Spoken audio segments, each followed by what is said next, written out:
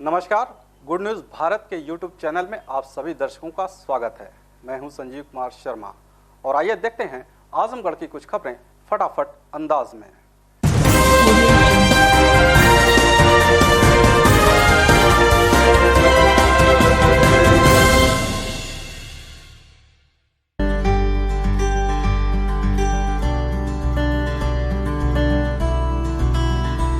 आजमगढ़ जिले के सामाजिक संगठन भारत रक्षा दल के वरिष्ठ सदस्य मोहम्मद अफजल के नेतृत्व में वार्ड नंबर 7 मोहल्ला गुरुटोला आनंदपुरा के मोहल्ले वासियों ने नाली नाला की सफाई व टूटी पट्टिया को लेकर एकजुट हो गए।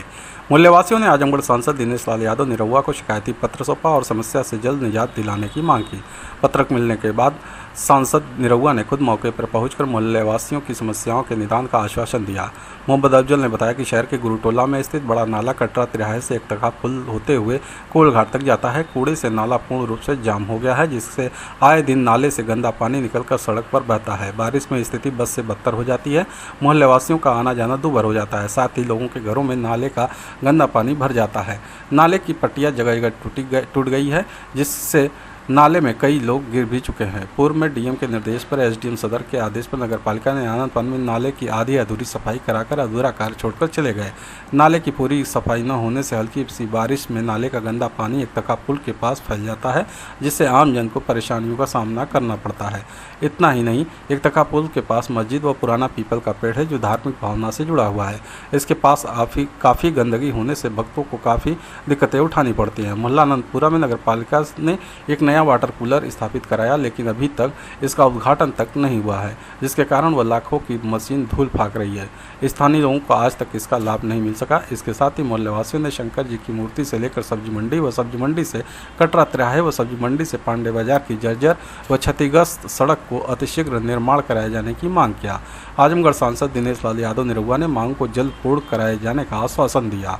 हाँ, उसको सॉल्व किया जाएगा। देखिए, आजमगढ़ की जो भी समस्या है उसका निदान कराना हमारा काम है, क्योंकि जनता ने हमको अपना प्रतिनिधि चुना है और जनता की जो भी समस्या है उसको जिस विभाग में लिखना है, जिस मंत्रालय में लिखना है और जहाँ भी उसको सॉल्व कराना है, वो मेरा काम है।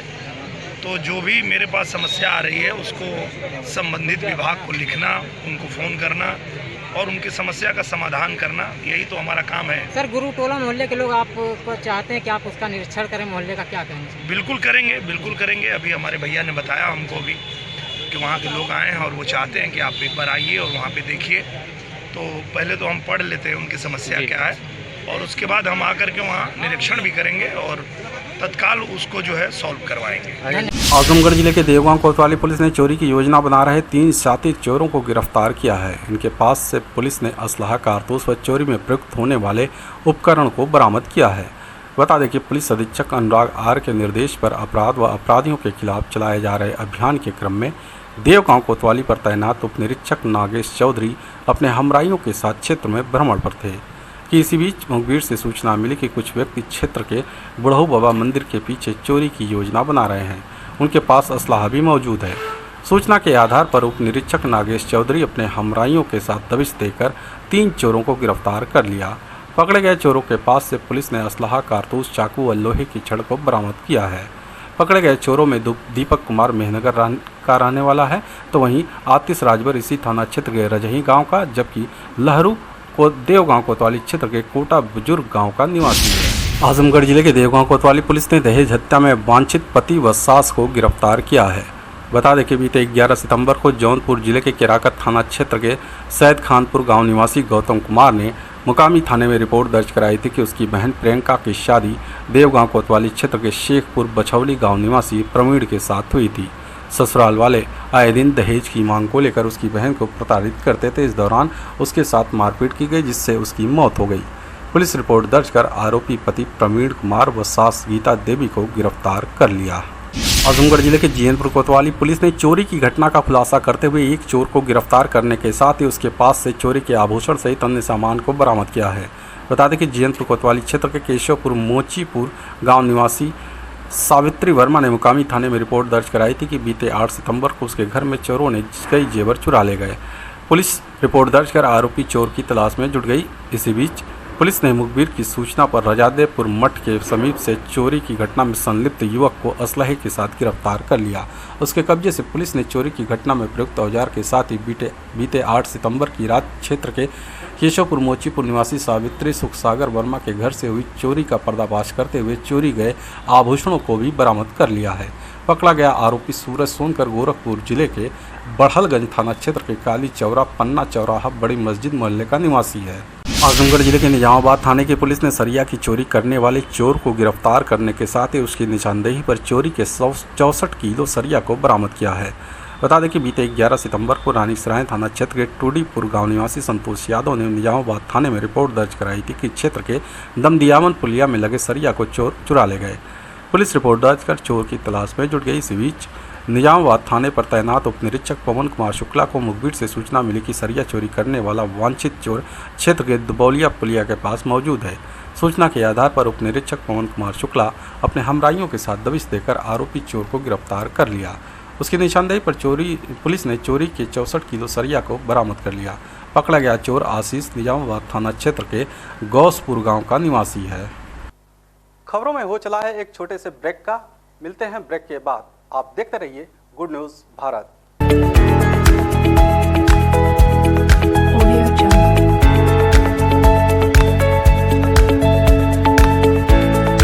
ब्रेक के बाद एक बार फिर आपका स्वागत है और आइए देखते हैं आजमगढ़ की कुछ खबरें फटाफट अंदाज में।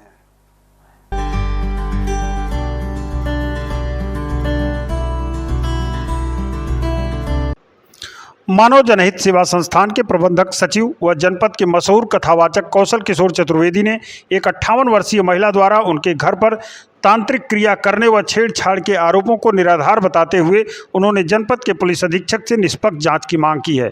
श्री चतुर्वेदी आज जाफरपुर स्थित एक आवास पर प्रेसवार्ता के दौरान ये बातें कहीं। उन्होंने कहा कि उनको व हरेंद्र पाठक को फर्जी मुकदमे में फंसाने का षड्यंत्र रचा गया है ताकि उनकी प्रतिष्ठा को धूल में मिलाया जा सके। कौशल किशोर चतुर्वेदी ने इस पूरे मामले पर पत्रकारों को अवगत कराते हुए कहा कि साजिशकर्ता राजेंद्र लाल श्रीवास्तव ने वर्ष 2021 में राम कथा के दौरान उनके 50,000 की धन उगाही करना चाह रहे थे। न देने पर उनके खिलाफ इस तरह के निराधार आरोप लगाए जा रहे हैं। उन्होंने इस पूरे मामले पर पुलिस अधीक्षक ने निष्पक्ष रूप से जाँच कराने की मांग की है। उन्होंने कहा कि राजेंद्र लाल श्रीवास्तव को कथावाचन के दौरान मिले रुपये में अवैध धन देने पर उन्होंने इस तरह की ओछी साजिश रची है। उन्होंने और क्या कहा, सुनिए आप उनकी बात। और यदि उनका आप रिकॉर्ड उठा के देखेंगे तो बहुत ही उनका जो चरित्र रहा है, सीआर कैरेक्टर रोल में कई बार निलंबित भी रहे हैं और वो उनकी इस प्रकार की छवि है कि दलाल के नाम से जाने जाते हैं और उन्होंने इस प्रकार की डिमांड किया। और एक रितेश गुप्ता हैं जो उनके साथ उनकी अपना मिलना जुलना है, उनके साथ उन्होंने ये साजिश बना करके अपनी 58 साल की महिला के साथ वो साजिश करके 3 लोग इसमें हैं, गणेश गुप्ता और रितेश गुप्ता। रितेश गुप्ता के पिता हैं गणेश गुप्ता और इसमें पूरी जो कूट रचना किया है वो जिन्होंने हमसे पैसा मांगा था आरपी लाल श्रीवास्तव। आप क्या करना चाहेंगे? जो आप हम यही करना इस चाहेंगे संबंध में आप किसी उच्च अधिकारियों से भी वार्ता करेंगे? हम इस संबंध में माननीय कप्तान महोदय, जिलाधिकारी महोदय को एक ज्ञापन देंगे और हम ये कहेंगे कि हमारे विरुद्ध समाज से अगर इस प्रकार का आरोप लगा है, समाज से पता किया जाए। यदि इसमें हम कहीं किसी प्रकार के दोषी हों, निष्पक्ष जांच किया जाए। अगर दोषी हों तो कड़ी से कड़ी सजा के लिए मैं तैयार हूं। लेकिन यदि अगर इस प्रकार का कुछ नहीं है तो मेरे 25 साल की तपस्या को कलंकित न किया जाए। ये हम पूरे समाज से, सारे अधिकारी वर्ग बंधुओं से, सभी लोगों से मेरी ये प्रार्थना है कि इस पर निष्पक्ष कार्रवाई हो, जांच हो। यदि कहीं से मेरा रंच मात्र दोष हो तो जो कड़ी से कड़ी सजा हो सकती है उसको मैं सहर्ष स्वीकार करने को तैयार हूं। लेकिन अगर बिना जांच किए जो हमारे विरुद्ध मुकदमा उसका जांच कर लिया जाए। ये चौक की घटना 11 बजे दिन में दिखाई जा रही है। न पुलिस को कॉल किया गया, न 109 नंबर पे कॉल है, न 100 नंबर पे कॉल है, न स्थानीय पुलिस को सूचना दी गई। डायरेक्ट कप्तान महोदय को 3 नवंबर की घटना दिखाई जा रही है और सूचना दी जा रही है 14 जनवरी को। 14 जनवरी को पुलिस अधीक्षक महोदय को डाक टिकट लगा करके रजिस्ट्री भेज दिया जाता है औपचारिक और इसके बाद कोर्ट से मुकदमा कर दिया जाता है। न पुलिस को सूचना देगी, न किसी को बताया गया, क्योंकि वो कोर्ट में कर्मचारी रहे हैं आजमगढ़ जिले में अखिल भारतीय ब्राह्मण सभा के तत्वाधान में भीमबर स्थित नरोत्तम बाबा के स्थान पर एक बैठक आयोजित की गई, जिसमें जगत गुरु शंकराचार्य स्वामी स्वरूपानंद सरस्वती जी के ब्रह्मलीन होने पर शोक व्यक्त किया गया। जगत गुरु शंकराचार्य स्वामी स्वरूपानंद सरस्वती के जीवन वृत्त पर प्रकाश डालते हुए सभा के राष्ट्रीय संगठन मंत्री पंडित सुभाष चंद्र तिवारी कुंदन ने कहा कि आज़ादी की लड़ाई से लेकर राम जन्मभूमि आंदोलन में उनका योगदान अविस्मरणीय है। उन्होंने अपना संपूर्ण जीवन समाज, अध्यात्म व धर्म के लिए समर्पित कर दिया था।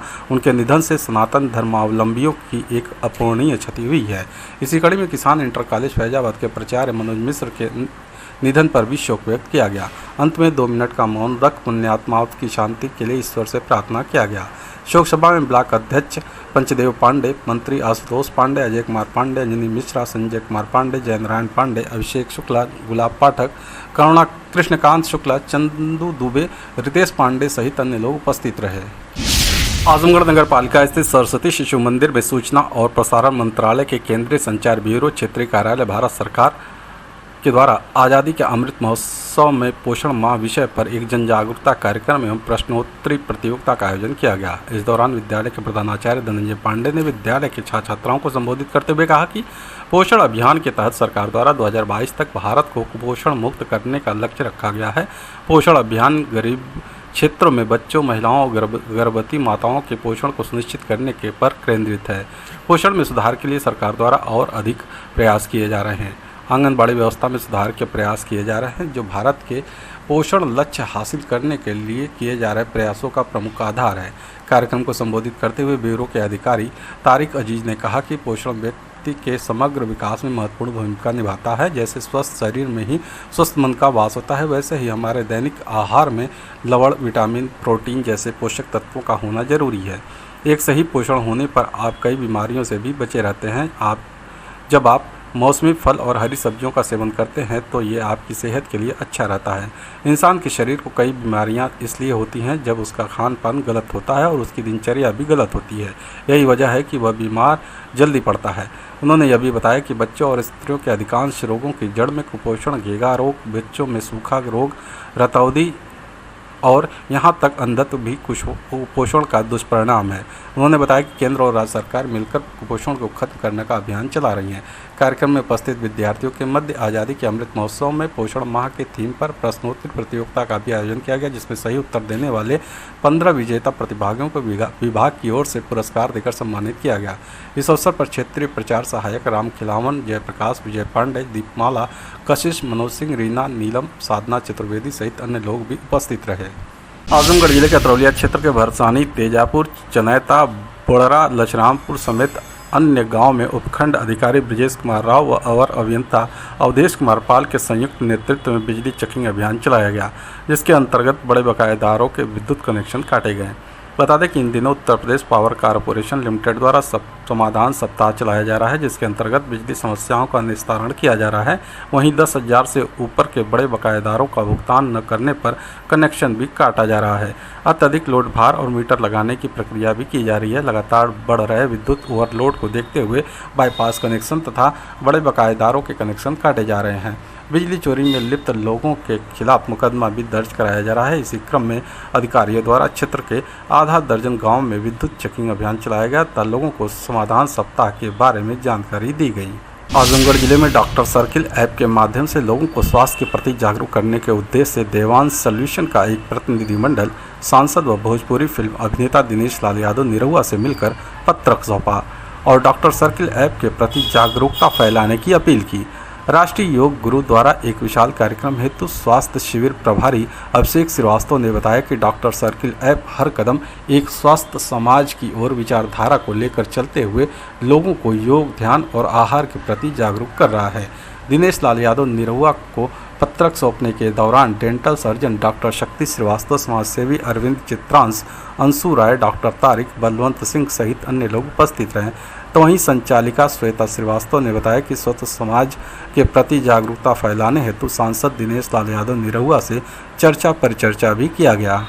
आजमगढ़ जिले के सिधारी थाने की पुलिस ने दहेज हत्या में वांछित पति को गिरफ्तार किया है। बता दें कि बीते 16 जून को रानीसराय थाना क्षेत्र के चकमेहुआ गांव निवासी राम भवन चौहान ने सिधारी थाने में रिपोर्ट दर्ज कराई थी कि उसकी भतीजी संयोजिता की शादी सिधारी थाना क्षेत्र के परमेश्वरपुर गांव में रामदयाल के साथ हुई थी।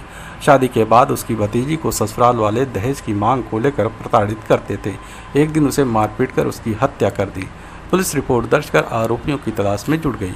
इसी बीच सिधारी थाने पर तैनात उप निरीक्षक सुनील कुमार सरोज को मुखबिर से सूचना मिली कि दहेज हत्या में वांछित अभियुक्त टुल्लूगंज तिराहे पर भागने की फिराक में किसी वाहन का इंतजार कर रहा है। सूचना के आधार पर उप निरीक्षक सुनील कुमार सरोज अपने हमराइयों के साथ दबिश देकर आरोपी पति रामदयाल को गिरफ्तार कर लिया।